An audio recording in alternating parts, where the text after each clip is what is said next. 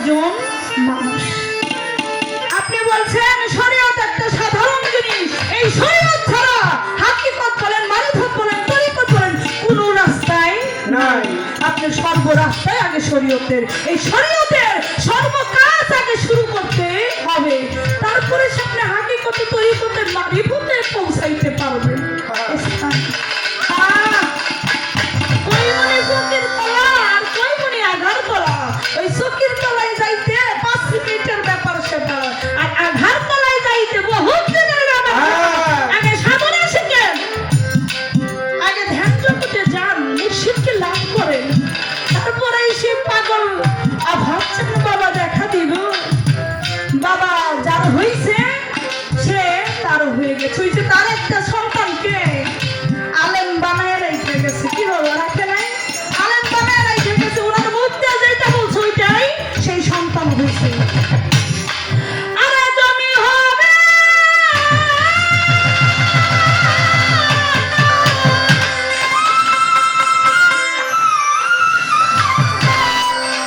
জমি হবে তোমার মতো হাসিবে মদন ব্যাপারী।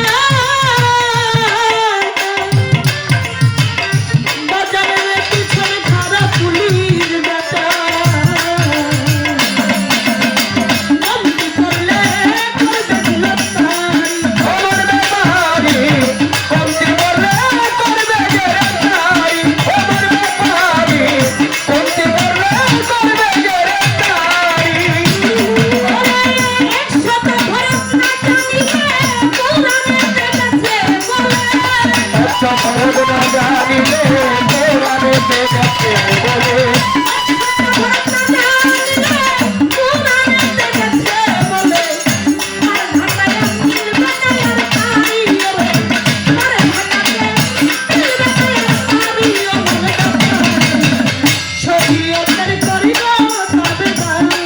আগে শরীয়তের করগত বাড়ি আমার ব্যাপারি শরীয়তের করগত বেদারি আগে শরীয়তের করগত বাড়ি আমার ব্যাপারি শরীয়তের করগত বেদারি।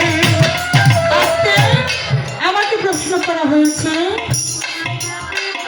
কাবা শরীফে কয়টা মূর্তি ছিল?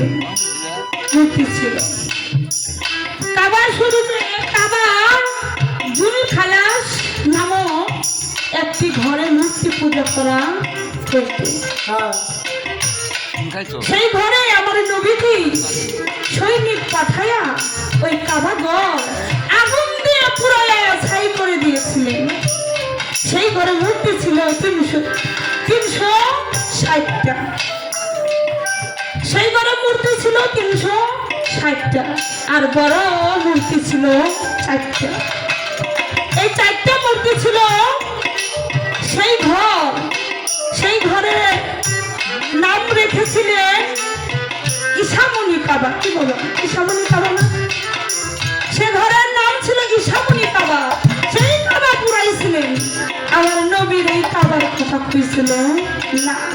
আর কাবার কখন আরব দেশে কাবা শরীফের মানুষ এসে কাবার পিছন ছাইতে এরকম বৈঠক বসে আলোচনা করেছিল। আলোচনা করার পরে সেই 3-4টা যে বড় মূর্তি ছিলেন সেই মূর্তিগুলো এখনো আছে না? এখনো 4টা মূর্তি আছে। আপনি এত কিছু ধুইয়া এই মূর্তি নিয়ে পয়রা বললেন, আমি তো এটা কিছু বুঝতেছি না। আমার নবীর কত গুণগান কত কিছু আছে সেই কথা না কইয়া আপনি এই কাবার কয়টা মূর্তি আছে, এখন কয়টা মূর্তি ধ্বংস করছে, এখন আরো কয়টা মূর্তি আছে, সেই কাবার নাম কি? আবার কি মারার জন্য কইছে? আসলে মারার জন্য মনে কইছে আমরা শিখব সাহেব। দাদা ছোটবেলা এবার করেন না, খাইলে পেট ভরে। মানুষ কত সময় খিচুড়ি বিলালা করে না বাবা, খিচুড়ি। আর এটা কিনছে আমার আভাত চান মাঙ্গলের দরবারে এসে হয়েছে তবরক। এই তবরক যে নিয়ত